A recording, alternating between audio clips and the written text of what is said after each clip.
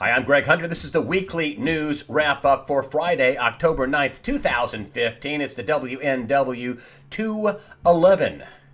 The Russians are putting on a clinic on how to destroy terrorists. I mean, if you look at this right here and the damage, it's a front page picture, USA Today on Thursday. Russian ships launch missiles into Syria.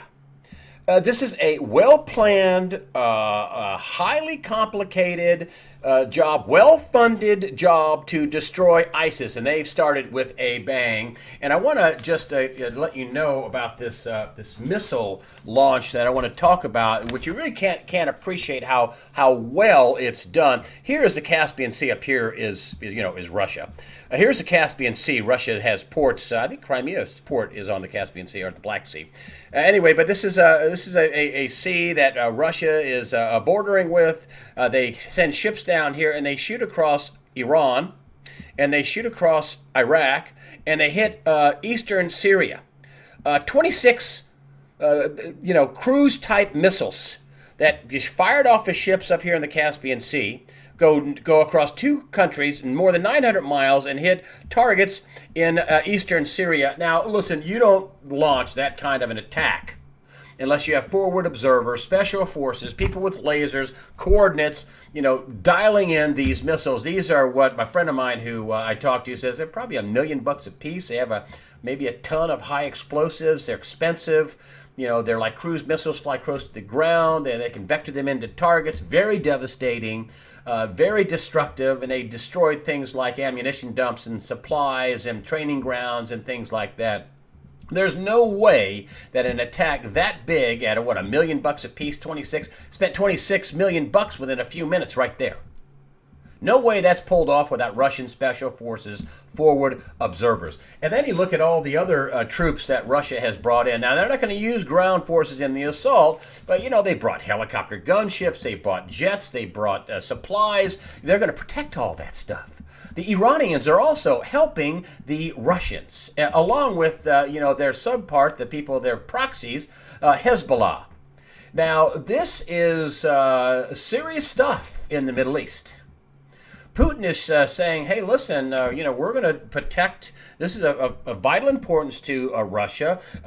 These terrorists are close to Russia. We've had, multiple terrorists, a couple of thousand from former Russian provinces going down here. This is close to Russia. This is a existential threat to Russia. It's got to be stopped. And remember, the Russian President Vladimir Putin, I said this a few weeks before 9/11/12, the attack on Benghazi. And he said something to the effect, I brought this up several times, I don't think it was an accident, I don't think it was a coincidence he brought this up. Just before this dreadful attack that killed 4 Americans, he said, when you have terrorists do your bidding for you, it can blow up in your face, basically. Now, of course, Russia is not without sin. They're involved with Iran, and Iran has been funding Hezbollah to fight a proxy war against Israel in part. And Hezbollah is helping the Assad regime, so is Iran, and the Iranian ground troops, along with Hezbollah, are doing the ground forces, along with Russian air support and helicopter gunships and jets, and you name it, they are putting on a clinic. Now, I think they'll probably get this under control, but then again, Sunni Muslims are the majority of Muslims, the 1.6 or 7 billion Muslims in the world, Sunni. Hezbollah, Iran, those are basically Shia. And, will that flood the zone? One thing's for sure, that this is turning into a wider war. And what did I say about the Iran deal? Now, this thing with Russia, it wasn't put together on a weekend. The Iranians have forces there. Supposedly, reportedly, they're giving tanks to Hezbollah. And, Russia, this is a complicated plan that involves, coming at the terrorists from two sides. And listen, to Russia, there's not, moderate rebels and terrorists or, a moderate Al-Qaeda and ISIS. It's like the only land where there are good witches and bad witches. There's a land of Oz. To the Russians, they're just witches, and we're going to kill them. My worry is if and when they get this under control, will Iran, who has said that the destruction of Israel is non-negotiable, and will their proxy Hezbollah, will they attack Israel? And will it go full on nuclear at that point? I don't know.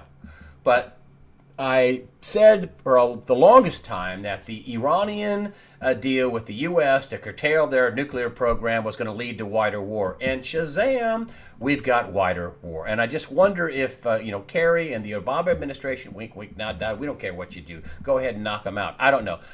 It appears that the U.S. Military is upset that they're knocking out their, moderate rebels, which I've been harping on for the last few years, that they're, a big percentage of them were Al-Qaeda.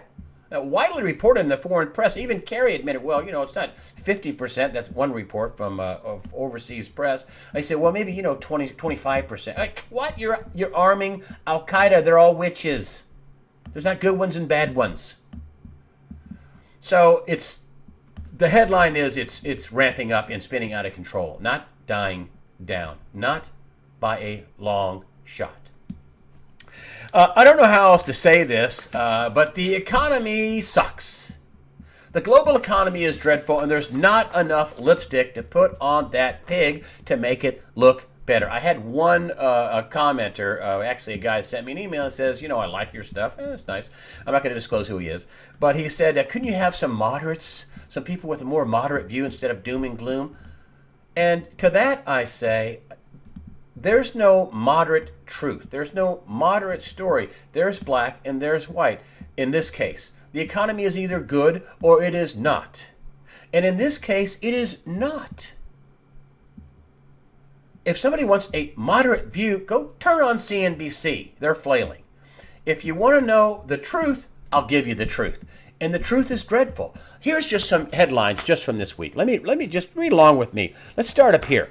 Okay, let's start up here. Fed minutes. This is the Federal Reserve. Why they couldn't raise rates in September.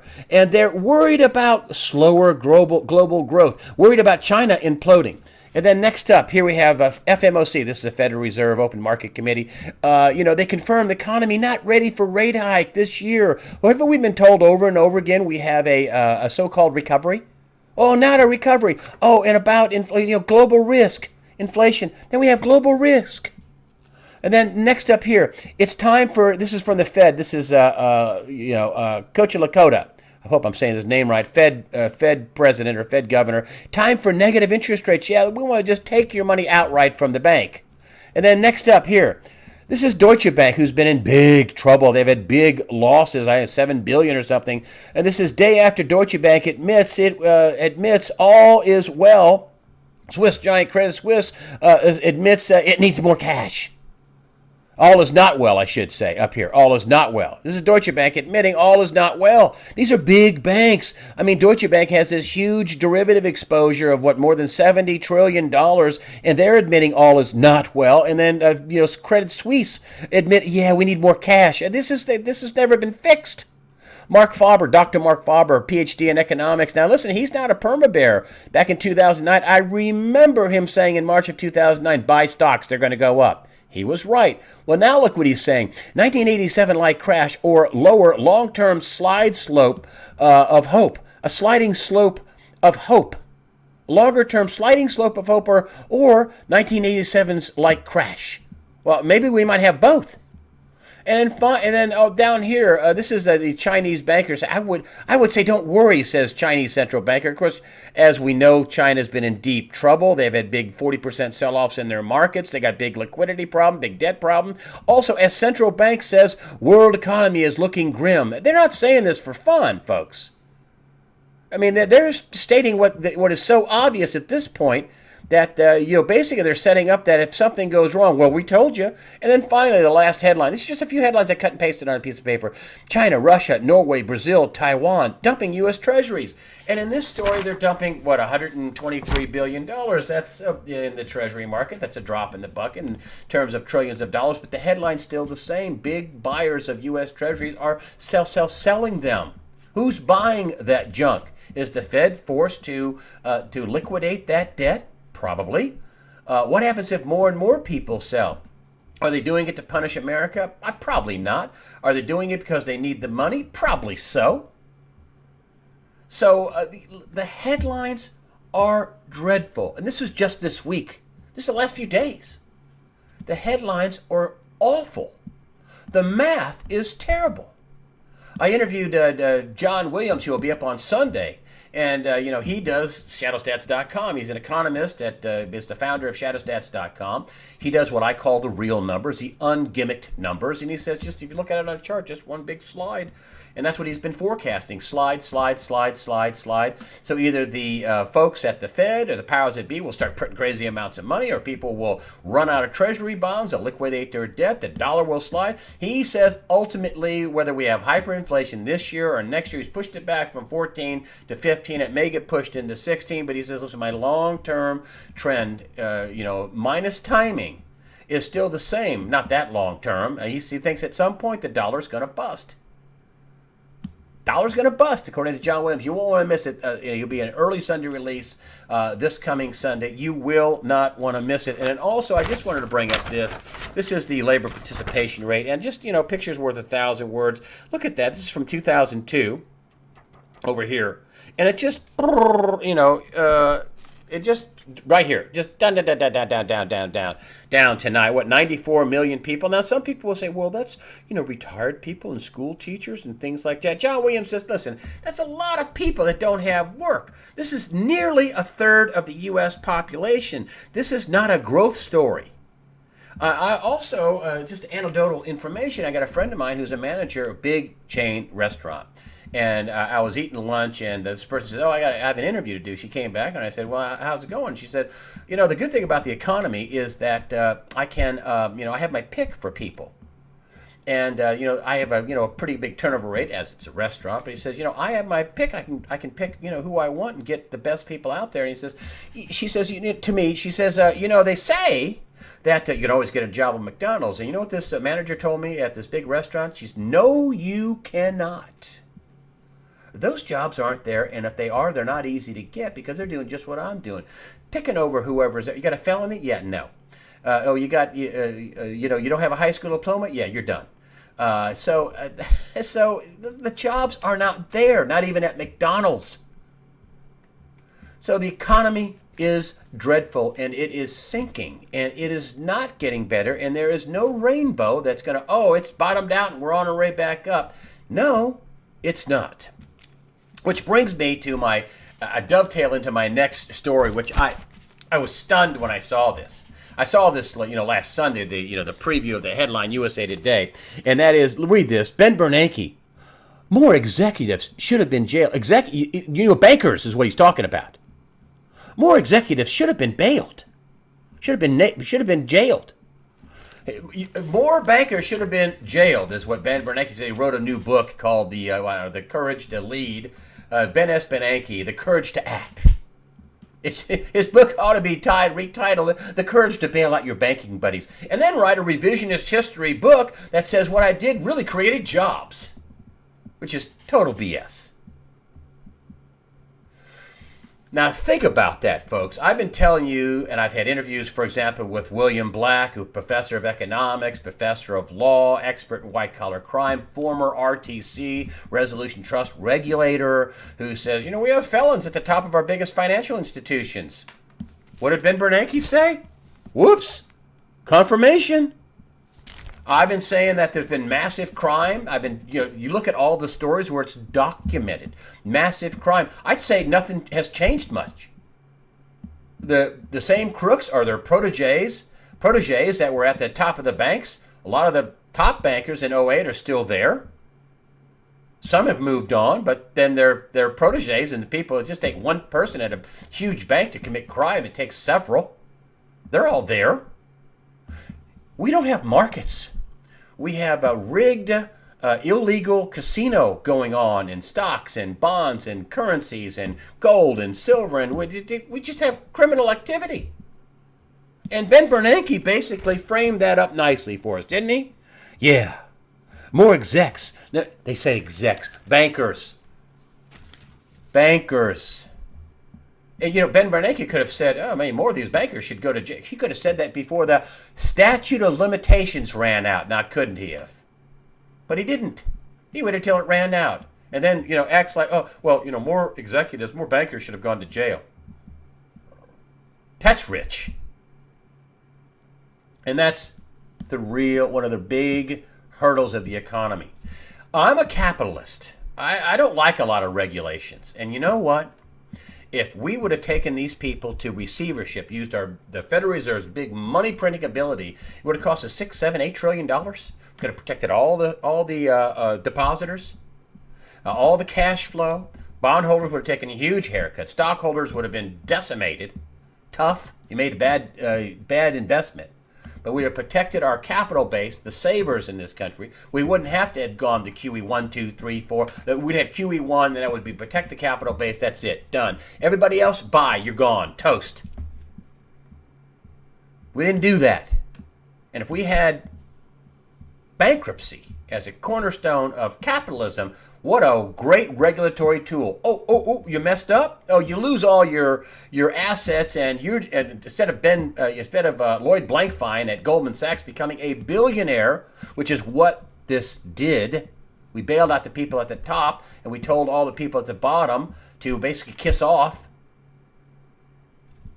That made the bankers rich and covered him. And you know what? Do you think they've changed? Any of them go to jail? Anybody? The fines go to the companies. They've admitted to now, LIBOR rigging. They've admitted to rigging the forex market, which is $5 trillion a day. They've admitted it, and they're still in power. And the economy will not be able to get better until this is completely cleaned up and cleaned out, and these people are jailed and out of power. Otherwise, they're just going to have another casino atmosphere of more fraud and criminal activity going on. Finally, not finally, I want to talk about Hillary Clinton. Hillary Clinton. Her email scandal is getting worse and worse and worse. Let me just make sure I got this. It's getting worse and worse. She is, we find out that her private server, of course, unprotected, which I can't imagine that there's not some felonies associated with having confidential, classified, top secret information on this private server. Now we find out that the private server was backed up by a Connecticut company, I believe, a northeastern company, and backed up at least since, the middle of 2013. And then we find out that some of the people on her staff, supposedly, according to people doing congressional investigations, that they were told to, dump everything past 30 days. This is looking bad for Team Clinton. Now think about this. First of all, now if you believe that all she had on that server, that was wiped clean, that was a bunch of emails about yoga. This is what she said: yoga and Chelsea's wedding and a funeral and some things with Bill Clinton and her husband. And if you believe that, then there's not a problem. Nobody believes that. She had a private server to hide what she was doing, and who knows what these emails would show. But one thing's for sure, I think she was doing State Department business. I find it extremely hard to believe she wasn't doing State Department business on this server, and we find out that some of the emails were classified, were State Department business. I think that she was doing a lot of it, if not all of it. And now we find out that there's backup for more than 30,000 emails. And none of these people have top clearance, security clearance. The people in Colorado don't have any top security clearance. The people, at Datto, the backup people, nobody has clearance, security clearance. And let me tell you how important security clearance is. Mrs. Clinton, Secretary of State, had a security clearance that probably less than 24 people in the American government had. And this is why this is really important. Secretary of State, more important than the vice president, unless the president dies, more of a critical role than the vice president, than the Speaker of the House, than anybody but the president. She is Secretary of State, so she talks to people all around the world, 70,000 employees at all these embassies. She interfaces with the NSA, the CIA, the Department of Defense, the White House. And she's got an unprotected server, and now all the data is backed up on a cloud on the East Coast somewhere, and nobody has a security clearance. And then we find out that some of the people are saying, yeah, dump all the stuff past 30 days. The variety of felonies, the cornucopia of felonies, including obstruction of justice, mishandling, foreign secrets, mishandling of classified and top secret information, and perjury, the cornucopia of felonies are stunning to me.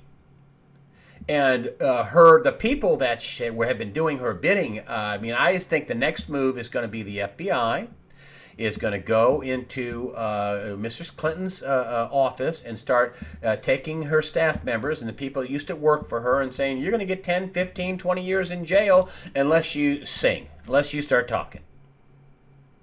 That's what I think is going to happen. That's what I think is going to happen.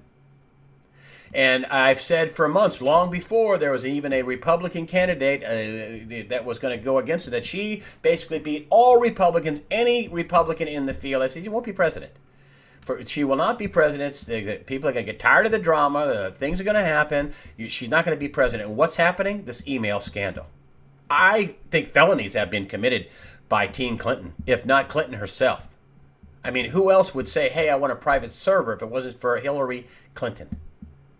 And the Democrats know this is a huge problem. And remember, I told you that the Barack Obama, they're going to let her be president.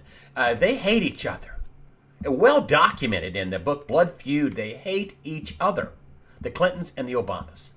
There's no way he lets her become president and also take over the Democratic Party. The president is the leader of the Democratic Party, or the person in power, the president.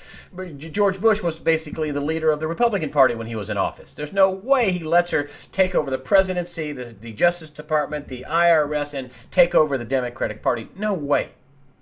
That ain't going to happen. I don't know if Hillary Clinton will even make it to the first Democratic debate. Finally, the hubbub with Speaker of the House and that John Boehner says he's going to stick around now. They got a new candidate. If I were the Republicans, I would run a woman. There are plenty of women in the Republican Party. You don't need to have your sex, whether in the leadership position, has nothing to do with your ability to lead. And if I were the Republicans, I'd run a woman. You know, that war on women? Well, the Speaker of the House is a woman. I think this is an opportunity for the Republicans to basically run a woman. I think she would do well. I think she may get Democratic votes too. That's what I would do. But I'm neither a Democrat nor a Republican. I will tell you that. Thank you so much for your comments on the site. The comments really help make the site. We have some of the smartest people on the internet on the site. Thank you for your donations. I'm Greg Hunter. That's the way I see it. And remember, this is my favorite part. Fear not. Prepare yourself mentally, physically, and above all, spiritually. Fear not.